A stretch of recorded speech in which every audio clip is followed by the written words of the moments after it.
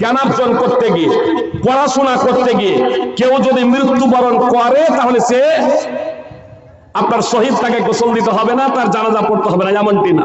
জিহাদের ময়দানে কেউ যদি মারা যায়, আল্লাহর পথে সংগ্রাম করতে গিয়ে কেউ যদি মারা যায়, তাহলে তার জন্য জানাজা নামাজ ওয়াজিব নয়, তাকে গোসল দিতে হয় না। সুপ্রিয় ভাই বান্ধব, গোসল দিতে হয় না। কিন্তু কেউ যদি এই জ্ঞানার্জন করতে গিয়ে মারা যায়, তাহলে তাকে গোসল দিতে হবে না। কোন আলেম বলেছেন? হাদিসটি উল্লেখ করা হয়েছে আনাস ইবনে মালিক ক্বালা ক্বালা রাসূলুল্লাহ সাল্লাল্লাহু আলাইহি ওয়াসাল্লাম মান খারাজা ফি তালাবিল ইলমি কানা ফি সাবিলিল্লাহি হাত্তা ইয়ারজি, রাওয়াহু তিরমিজি ওয়া ক্বালা হাদিসুন হাসান। উক্ত হাদিসটির মানে ও মতলব বর্ণনা করে বাধিত করবেন। যে হাদিসের ভাবার্থ স্পষ্ট। আনাস রাদিয়াল্লাহু তাআলা আনহু সূত্রে বর্ণিত, রাসূলুল্লাহ সাল্লাল্লাহু আলাইহি ওয়াসাল্লাম বলেছেন যে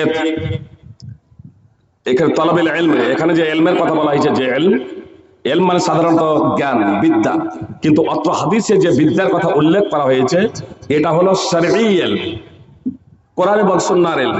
তো কোরআন এবং সুন্নাহ শিখার জন্য যে বের হবে, সে আল্লাহর পথে থাকবে যতক্ষণ পর্যন্ত সে ফিরে না আসবে। এ হাদিস সহিহ। এখানে ফি সাবিলিল্লাহ বলা হয়েছে আল্লাহর পথে, আবিধানিক পথে।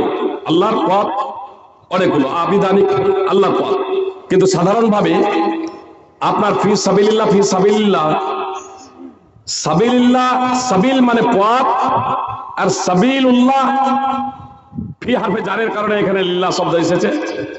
সাবিলুল্লাহ আল্লাহর পথ। তো আল্লাহর পথ হচ্ছে অনেকগুলো, আল্লাহর পথ অনেকগুলো। বলবেন যে একটাই পথ মুহাম্মদ সাল্লাল্লাহু আলাইহি সাল্লাম বললেন, এ প্রসঙ্গে আলোচনা করলে আমার বিস্তারিত সময়ের প্রয়োজন। যে আসলে মানহাজ, যে চলার পথ, এ পথটা হলো একটাই।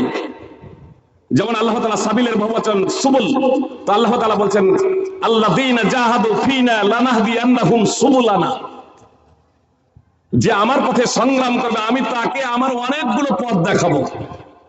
অথচ আল্লাহ সূরা আনকাবুতের আয়াতে আল্লাহ তাআলা এই কথা বলেছেন। আর সূরা আনামে আল্লাহ তাআলা বলেছেন ওয়া আন্না হাযা সিরাতি মুস্তাকিমা, এটা হচ্ছে আমার পথ, ফাত্তাবিউহু ওয়া লা তাত্তাবিউস সুবুল ফাতাফাররাকা বিকুম আন সাবিলি, এটা হচ্ছে আমার সরল পথ, এই পথে চলো। এখানে একটা পথের কথা উল্লেখ করছেন, বিভিন্ন পথে চলো না, বিভিন্ন পথে চললে তুমি পথভ্রষ্ট হয়ে যাবে। তো আসলে আল্লাহর পথ, যে আল্লাহর পথে সে থাকে, এর অর্থ এই নয় যে আপনার কেউ যদি জ্ঞানার্জন করতে গিয়ে, পড়াশোনা করতে গিয়ে কেউ যদি মৃত্যুবরণ করে, তাহলে সে আপনার শহীদ, তাকে গোসল দিতে হবে না, তার জানাজা পড়তে হবে না, এমনটি না। জিহাদের ময়দানে কেউ যদি মারা যায়, আল্লাহর পথে সংগ্রাম করতে গিয়ে কেউ যদি মারা যায়, তাহলে তার জন্য জানাজা নামাজ ওয়াজিব নয়, তাকে গোসল দিতে হয় না। সুপ্রিয় ভাই বান্ধব, গোসল দিতে হয় না। কিন্তু কেউ যদি এই জ্ঞানার্জন করতে গিয়ে মারা যায়, তাহলে তাকে গোসল দিতে হবে না। কোন আলেম বলেছেন? কোন আলেম বলেন নাই। ফল কথা হয়তো অন্য দৃষ্টিকোণ থেকে ভাইরা হয়তো প্রশ্নটা করেছেন। যাই হোক, বলা লক্ষ্য এবং উদ্দেশ্য হলো, যারা আল্লাহর দ্বীনকে শিখার জন্য বাড়ি থেকে বের হয়, সেও আল্লাহর পথে থাকে যতক্ষণ না সে বাড়ি আসে।